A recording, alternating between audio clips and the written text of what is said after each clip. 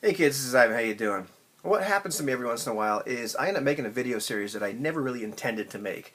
And so hopefully this will be a short video series talking about ability scores and skills and all that kind of stuff. But it's been a fascinating topic. I've had a lot of discussions with people off of YouTube, and we were talking about this particular thing I wanted to touch again on. I talked about it a little bit. And that is the idea of like ability scores or attributes or characteristics, these raw scores, things like intelligence or dexterity or whatever happens to be metal, um, things that are not skills. Is what you see what you get, or can they improve or be altered over time? That snapshot you get at character creation, is that the strongest they're ever going to be? Is this the most intelligent they're ever going to be, the most charismatic? And really interesting because you think of like the classic example. You think of the big guy that we all know. He's like 6'5", 6'6". He's incredibly strong because he's big. But you look at him and like, well, the guy just doesn't work out. Think of kind of like Andre the Giant body, and maybe you decide let's talk about like we'll put it in ubiquity scores, the 1 through 5. Maybe we think to ourselves, this guy has a 4 strength because he's really really big. But if this guy hit the gym, this guy could potentially work himself up to a 5 strength. Makes sense, doesn't it? And maybe you've got a guy like me who didn't really apply himself in school, and maybe we decide that like we're doing D&D, and I have a 13 intelligence. Okay, I'll be charitable here, but maybe if I go to college and if I really hit the books and I really exercise my mind power, that maybe I might work my intelligence up to a 15 over time. Conversely, maybe if I don't exercise something, maybe maybe if I stop making YouTube videos and just isolate myself and become really bitter, maybe my charisma will go down, etc. We can go on and on with all that sort of stuff. Even things like daring in Star Trek Adventures, which handle things a little bit differently. But maybe over time you become more daring. As you just get more guts. And I'm sure we could go on and on with this thing. So I want to talk about this a little bit, and this is kind of like more like a game design video, not like really a game hacking video. I just find these kind of things really fascinating.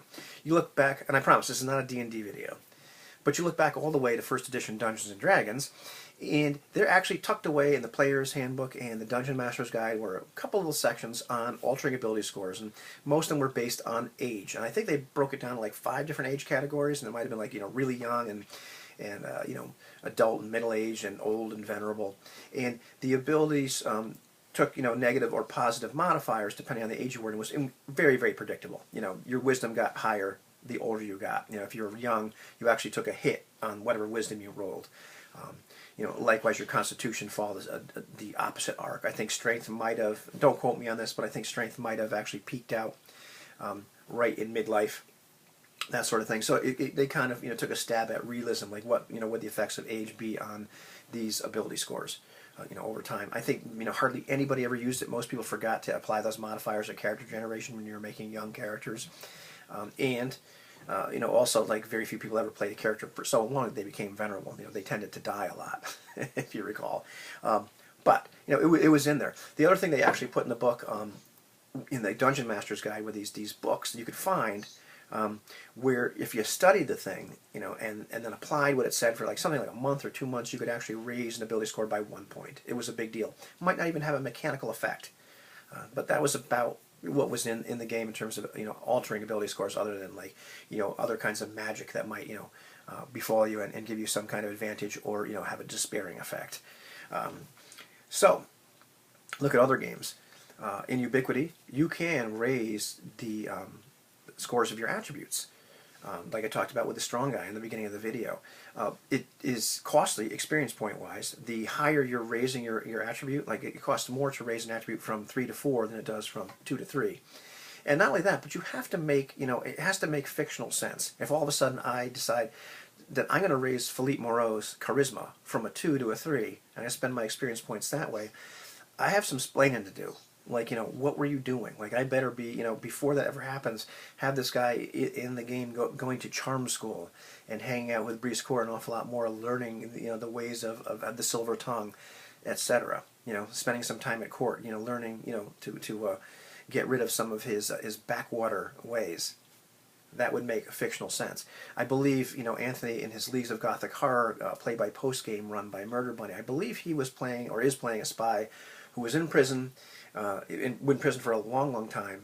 And as a result, I believe they had his intelligence, it might have been average, whatever it was. But he raised his intelligence during the game, because he's now a member of the Ministry of Unusual Affairs, and his wits are slowly coming back to him as, he's getting out of that horrible conditioning in prison for all that time.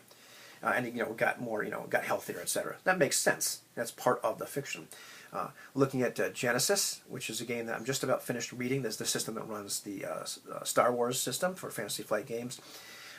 Really cool. You can also raise ability scores, but it's incredibly costly. It's like a capstone ability in terms of like this talent tree. You can't spend it unless you have a whole bunch of other talents, and you can only do it once per ability score. So it's incredibly costly, but it does exist. So that does also like reflect the idea that you may have some potential. A friend of mine, Jason, not Dark Age Roleplay Games.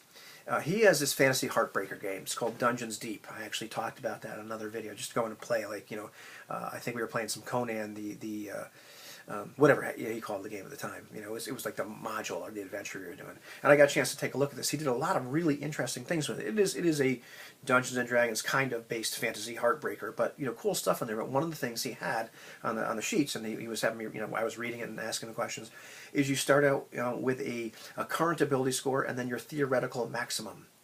And you generate these differently. I don't want to tell you how you generate them and ruin his proprietary information, but it made sense, really, really intuitive and easy. And it may turn out that the actual, say, intelligence on your sheet and your theoretical maximum, they're the same number. But maybe your wisdom or your constitution, you see that, okay, yeah, I start out with an 11 constitution, but I have a theoretical maximum of 14. And I forget exactly how you improve them. I believe it was pretty costly experience point expenditure. But it happened over time. And, that was really cool, that you didn't have to put your energies in that direction, but it was available, but also gave you this hard cap, like this is where it's going to end. This is your genetic potential. I found that really compelling, as opposed to this open-ended, like, well, anybody can improve all the way up to scale, no matter what. Really kind of cool. It's kind of similar to what the Fantasy Flight Games thing did. The different mechanic to get there, but the same basic idea. I don't think I'll ever run, well, I'm not sure, never say never, but I might never run a high fantasy, basic D&D type game ever again. But I remember making videos about this a while ago, where I put a hard limit on halflings or hobbits or whatever you want to call them of 15, because they're tiny in terms of strength. They're never going to get as strong. The strongest halfling in the entire world at 3 feet tall is never going to get as strong as a 6'6" guy. And I can, the people are going to throw rocks at me already, all the purists, but it made sense to me at that point. There's that theoretical maximum for that particular group of people. Just like the theoretical maximum for human beings, not D&D video, 18 or 5, whatever game you happen to be playing. But then maybe your character, the person you're actually playing, maybe they have a theoretical range of abilities that they can't go above or below, based on their genetic potential. Really fascinating kind of stuff. So what do you think about all that? Do you even care? Have a good one, kids.